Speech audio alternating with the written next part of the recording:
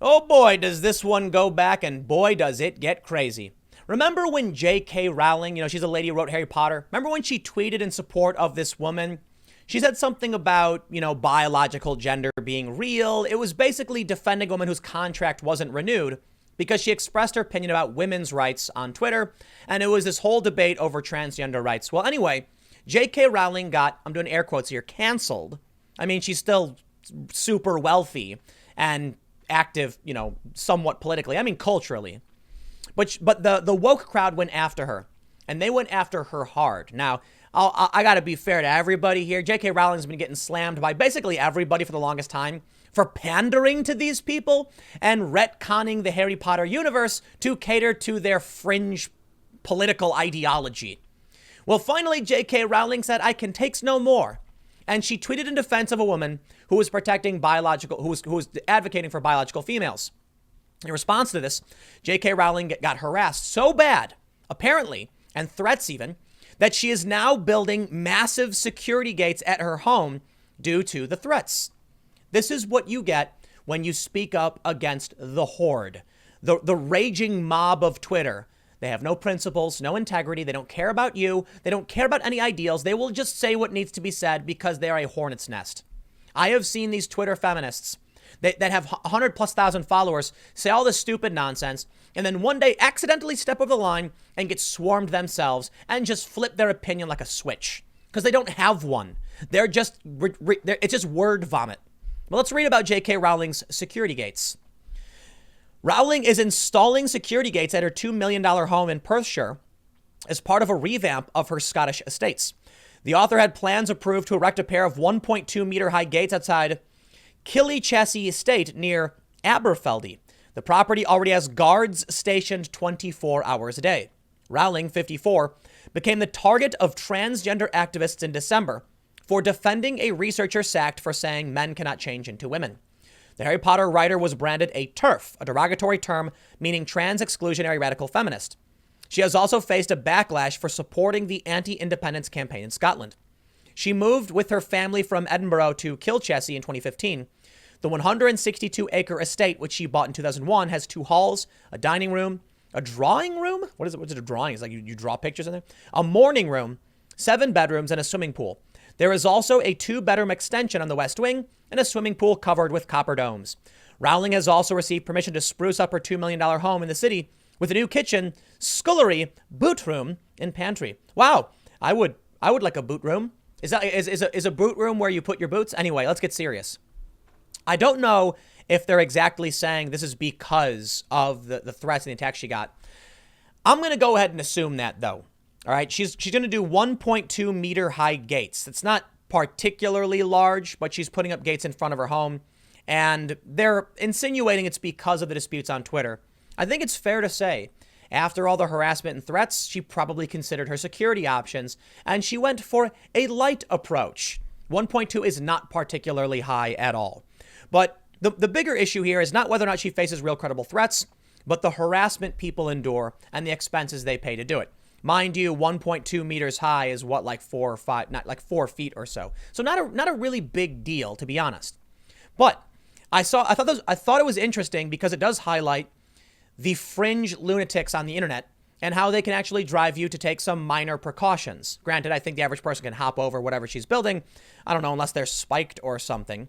That 1.2 meter high gates, not particularly high anyway. But I wanted to highlight something else I thought was interesting. Johnny Depp, this is a news story. Johnny Depp revealed reason J.K. Rowling defended him from Amber Heard's abuse allegations. J.K. Rowling has been playing with fire for a long time. She has been, courting the woke insanity by pandering to these people. But there have been a few moments of clarity, I would say. Johnny Depp, as we now know, was a victim of abuse from Amber Heard, and people threw him under the bus.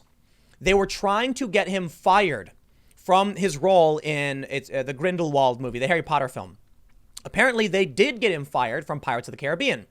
I'm surprised they're still making Pirates of the Caribbean, but sure, fine. Whatever. I'll probably go see it if they make another one, whatever. I don't know. Actually, maybe not. But anyway, I digress. They wanted to get him fired from the job on the Harry Potter film, The Crimes of Grindelwald. And J.K. Rowling said no, based on what they viewed And I think it's probably because Johnny Depp had recordings and he proved it and she stood by him. In the face of mounting public pressure, J.K. Rowling said no way and stood in defense of Johnny Depp. I respect that tremendously. It's a bummer that she's got to put up gates or whatever around her house now because people are sending her these messages.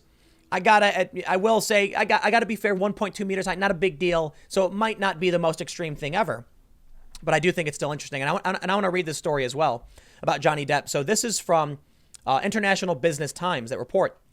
Johnny Depp revealed the reason J.K. Rowling defended him from Amber Heard's abuse allegations.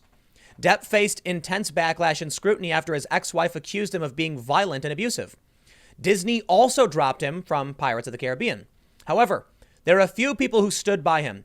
The Harry Potter author showed her support to Depp by casting him in her movie Fantastic Beasts.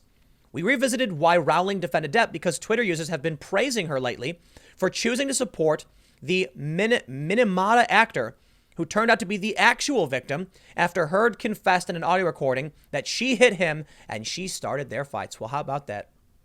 In a statement, Rowling wrote that based on their understanding of the circumstances, she and the filmmakers were not only comfortable in sticking with the original casting, but genuinely happy to have Depp play a major character in the flick.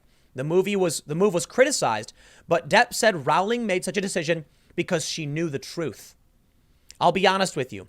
I felt bad for JK having to field all these various feelings from people out there. I felt bad that she had to take that, Depp told Entertainment Weekly about the criticisms Rowling received after casting him. The fact remains I was falsely accused, which is why I'm suing the Sun newspaper for defamation for repeating false accusations. JK has seen the evidence and therefore knows I was falsely accused, and that's why she has publicly supported me. She doesn't take things lightly. She would not stand up if she didn't know the truth, so that's really it. Just like Rowling, Paul Bettany also defended Depp publicly, and he was mocked by social media users. The Avengers Age of Ultron actor called Depp the sweetest, kindest, gentlest man he has ever known. Several urged him to delete the tweet, but the actor didn't remove it. Bravo, good sir. Bravo. 4 years later, many are still commenting on Bettany's post, but this time they are showing their support for Depp. All of the people who threw him under the bus. And it was Bettany, J.K. Rowling that stood by him. And now he's actually going after the fake news. Anybody willing to stand up for their friends, their family, for what they believe in, you have my respect. Even if I disagree with you on your causes, you have to be strong and defend what you really believe. It's when you have no spine and when you have no principles, those are the things that really, really get me angry. The people who attacked Depp, they have no principles. They don't care. There's the online mob. The people who attacked J.K. Rowling over her tweet about, that woman it wasn't that she was fired. Her contract wasn't being renewed. These people have no principles. They're cannibalistic humanoid underground dwellers. Did I get it right? Is that what they are? They're freaky little, like golems from the Lord of the Rings. And they're swarming around, desperate to feel. They're just devoid of emotion or empathy. And they want to cause suffering. It's all they do. They don't care to help anybody. That's why they get offended on your behalf. These people are lunatics. So I'll throw out my respect to Rowling, to Johnny Depp himself for standing up and fighting his way through this, for Paul Bettany to actually defend him. They say, according to a recent report, Depp might reprise his role as Captain Jack Sparrow in Pirates of the Caribbean. Some executives are reportedly lobbying for his return due to the overwhelming support from the public in his favor. And I'll tell you this. If Johnny Depp does come back for Pirates at this point, I'll go see it. I'll definitely go see it. He will have my support. This man was falsely accused. He was injured by this woman, and everyone just wanted to see him burn. He did nothing wrong. Could you imagine what your life would be like to have everything thrown upside down by some vindictive lunatic who just wants to cause pain? Guess what? That's what these weird mob SJW leftists are on Twitter. The same thing that happened to Johnny Depp. The accusations, the attacks, the smears, the canceling attempts, and they actually work, are the same thing they did to J.K. Rowling. So I'll tell you this. I wouldn't be surprised if the targeting of J.K. Rowling was the vultures lying in wait. They were mad that she came to his defense because these people are just demonic fringe creatures lurking in the shadows. They don't participate in real life. It is a horde of lunacy. They went after Johnny Depp and she defended him. And you know what happens then? They turn and they look and they growl with their shrieky demon grins. Maybe I'm giving them too much credit by calling them demons, because demons kind of cool. Now, they're like freaky little golem creatures in loincloths skulking around the internet. I'll tell you what, man. I look forward to seeing any future movies with Johnny Depp. I'm glad to see that he's made it his way out of this.